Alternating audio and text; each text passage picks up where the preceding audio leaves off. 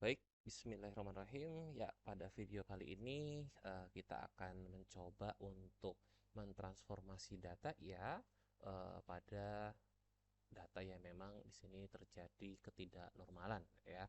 Dimana di sini sebenarnya masih menggunakan data yang sama ya. Di mana ada tiga variabel independen dengan satu variabel dependen dan jumlah untuk sampelnya sendiri bukan jumlah sampel ya sebenarnya ya, tapi jumlah data. Karena kalau jumlah sampel tersebut ini kan disesuaikan dengan berapa perusahaan yang memang termasuk ke dalam kriteria pervasive sampling ya, atau memang sampel yang memang digunakan, entah itu menggunakan pervasive sampling, entah itu menggunakan sampel jenuh gitu ya, maka itu kan menyesuaikan dengan masing-masingnya gitu. Nah, kalau ini menyesuaikan dengan datanya. Baik, sebelumnya kita coba cek terlebih dahulu ya dengan menggunakan kita masuk ke regression, masuk ke linear ya.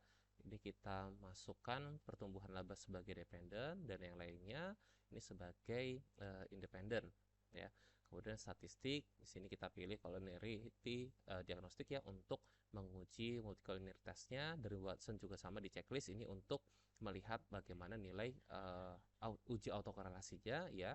Meskipun biasanya saya sendiri ya kalau misalnya untuk melihat uji autokorelasi itu lebih senang atau lebih mudahnya gitu ya menggunakan rantai saja gitu. Jadi tinggal membandingkan antara nilai signifikansi yang ada gitu ya dengan probabilitasnya begitu. Kita continue, kemudian plots-nya kita pilih S reset untuk Y-nya dan Z spread-nya untuk bagian X-nya. Lalu standaris residual plotnya, klik histogram dan juga normal probability plot ini untuk menguji normalitasnya ya. Kalau sudah klik continue, lalu bagian save-nya kita pilih unstandaris ya pada bagian residualnya. Ini untuk mendapatkan nilai res 1 yang nantinya bisa digunakan untuk menguji menggunakan Kolmogorov-Smirnov pada uji normalitasnya ya. Kita klik OK atau continue ya, setelahnya kita klik OK. Dan di sini kita bisa melihat hasilnya ya. Variabel independennya adalah tato, CR, dan juga DR-nya masing-masing. Lalu variabel dependennya adalah pertumbuhan laba. Ya, nilai Darwin Watson-nya sekian, nanti ini harus dibandingkan ya antara nilai Darwin Watson yaitu adalah R hitungnya dengan R tabelnya. R tabelnya kita tinggal mencari tahu saja atau melihat sebenarnya itu ada di mana sih gitu ya letaknya itu. Nah, lalu adjusted R square-nya gitu ya.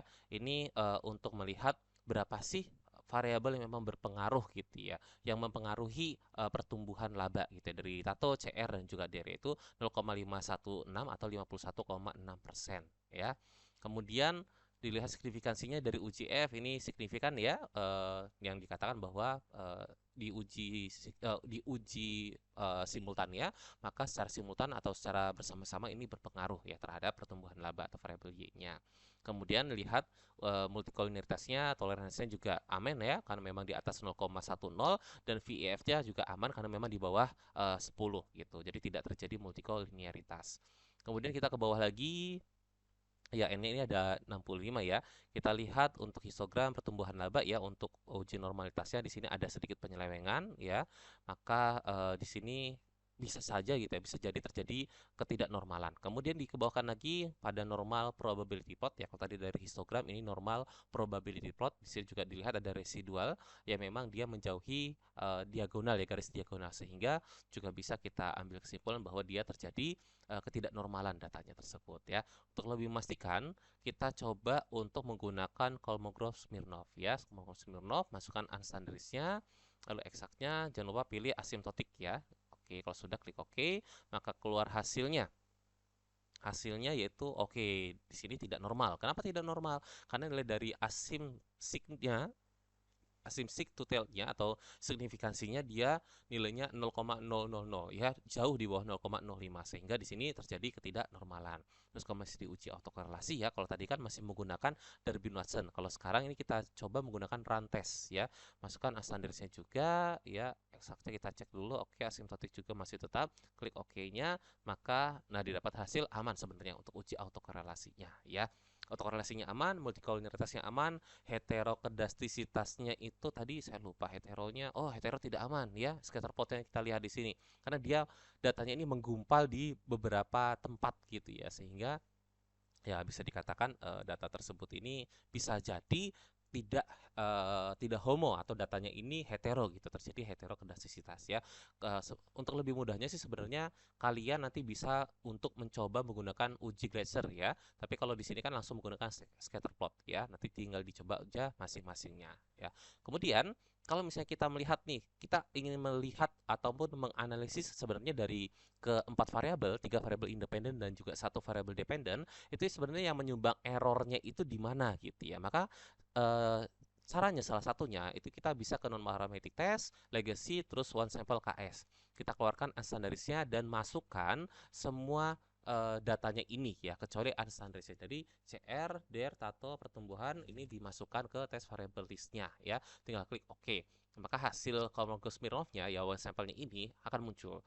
Dari sini bisa dilihat bahwa CR tidak normal, DER tidak normal, Tato satu-satunya yang normal ya, dan pertumbuhan laba juga sama, ini tidak normal. Nah, ini kalau misalnya disatukan karena memang lebih banyak atau mayoritas ya dari keempat variabelnya ini nilainya adalah 0,000 ya, yang memang pastinya nantinya pada saat dibuat res 1 gitu ya, digabungkan nilainya tersebut ini pasti akan tidak normal juga. Kenapa? Karena mayoritas nilainya ini tidak normal ya, seperti itu. Jadi di sini kita akan coba melakukan transform ya. Transform yang kita coba di sini kita menggunakan inverse ya. Jadi nanti kita ketik dulu inverse ya, underscore. Nah, lalu variabel apa nih yang memang akan kita ubah? Misalnya nih, variabel yang kita ubah di sini adalah variabel X1-nya. Kenapa X1-nya? Karena kalau misalnya kita geser ke sini ya, nilai X1-nya asimsiknya itu 0,000 ya, maka kita ubah dulu yaitu nilainya X1-nya ya. Inverse underscore X1. Nah, maka di bagian numeric expression-nya ini kita masukkan 1 dibagi lalu CR-nya dimasukkan ya. Menggunakan tanda panah, bisa klik dulu juga bisa ya. Kalau saya biasa menggunakan tanda panah gitu ya. Jadi isiannya gini ya, inverse underscore X1 lalu numeric expression-nya adalah 1 dibagi X1-nya ya. Kalau sudah, maka kita tinggal klik OK saja. Nah, di sini bisa kita lihat hasilnya. Ya, tertulis ya, compute inverse underscore X1 sama dengan 1 dibagi X1, execute. Ya, berarti sudah bisa dilakukan. Ya. Lalu DER-nya ya, DER-nya juga sama nih, X2-nya juga dia 0,00. Maka kita transform juga ya, compute variable, ya ini tadinya X1 kita ubah menjadi X2, yang tadinya 1 dibagi X1 diubah menjadi 1 dibagi X2. Oke, kalau sudah tinggal kita klik OK saja, ya. Maka kita tunggu hasilnya, ya sudah ada execute juga, kemudian tinggal terakhir yang satunya, yaitu variabel y-nya, ya. X1 sudah, X2 sudah, X3 tidak perlu. Kenapa? Karena nilainya sudah bagus ya. Karena hasil dari one sample Kolmogorov-Smirnov hasilnya adalah 0,200. Maka kita masukkan y-nya ya. Ini juga sama, 1 dibagi y-nya yaitu pertumbuhan laba ya. Kita masukkan, kemudian kita klik OK.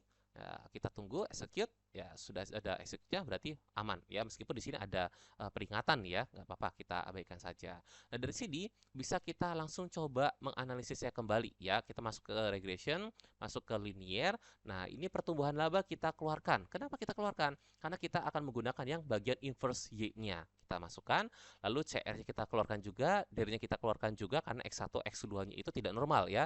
Maka kita gunakan X1 yang inverse dan juga X2 yang inverse-nya juga ya.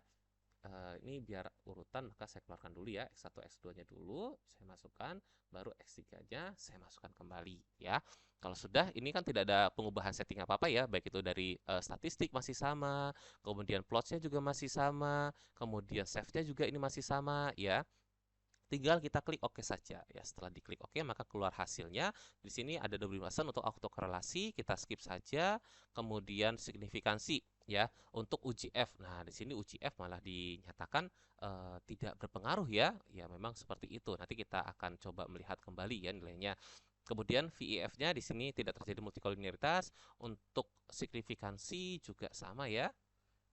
Oke, sebentar Pak Rido cek dulu ya. Ini sebenarnya sebelumnya Pak Rido sudah sempat mengecek juga, cuma memang tidak langsung dilihat ya. Nanti kita lihat dulu.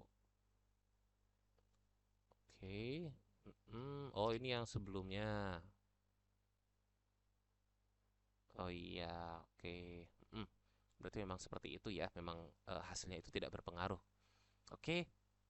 F-nya ini secara simultan tidak berpengaruh, lalu signifikansinya juga sama, ini tidak ada yang berpengaruh ya, baik itu dari inverse X1, X2 juga tatonya. Lalu juga kalau misalnya dikebawahkan kembali, uji normalitas aman ya, ini sudah berbentuk lonceng secara sempurna, dan kakinya juga sama, dia tidak ada penyelewengan. Residual pada normal probability plot juga sama, dia tidak ada apa ya, residualnya yang keluar ya, seperti itu tidak ada. Kemudian scatter plot untuk uji heterokedasisitas juga sama. Di sini tidak terjadi hetero ya, datanya itu homo. Kenapa? Karena bisa dilihat bahwa residualnya atau bulatan-bulatannya ini menyebar secara merata, baik itu di atas ataupun di bawah sumbu Y ya. Ini di nol ini ya, dari garis ke samping, lalu lihat di atas dan juga di bawahnya masih aman. Terus juga kita lihat juga untuk uji rantesnya ya, untuk uji autokorelasi. Jadi kita tidak menggunakan Darwin-Watson ya. Ini kita keluarkan dulu unstandarisnya, lalu kita pakai unstandaris yang keduanya. Ya, unstandaris yang kedua ini yang memang sudah ada inverse-nya, yang sudah ada data transformnya. Ya, ketik oke, datanya oh ternyata terjadi autokorelasi. Ya, kalau misalnya sudah terjadi autokorelasi seperti ini berarti kita tidak menggunakan data yang memang sudah di inverse ya. Jadi tinggal gunakan saja data yang memang tidak di inverse tadi itu ya, seperti itu. Itu alternatifnya. Jadi tidak sebenarnya sih tidak ada kewajiban untuk semuanya itu harus menggunakan transform seperti itu ya. Tapi memang baiknya ya kalau misalnya salah satu uji itu menggunakan data transform, maka semua uji juga menggunakan data transform ya. Baiknya seperti itu. Oke, lalu kemudian kita coba untuk melihat normalitasnya ya. Oke, tapi kita coba deh. Saya penasaran juga ya. Kita menggunakan eksaknya ini kita ubah menjadi Monte Carlo juga ya untuk rantesnya untuk menguji autokorelasi. Bagaimana hasilnya?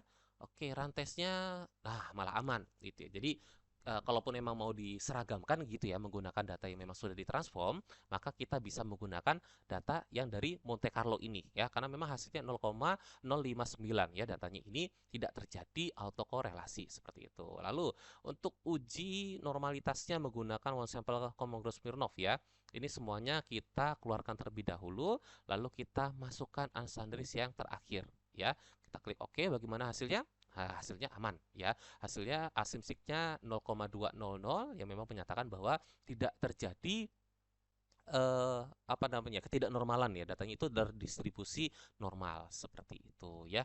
Dan kita lihat di sini n-nya juga masih banyak. Tadi n-nya totalnya adalah 65 dan ini pada saat diuji n-nya ini hanya berkurang satu saja sehingga tidak terlalu mengubah data ataupun tidak terlalu banyak mengeliminasi atau mengeliminir data yang memang digunakan seperti itu ya.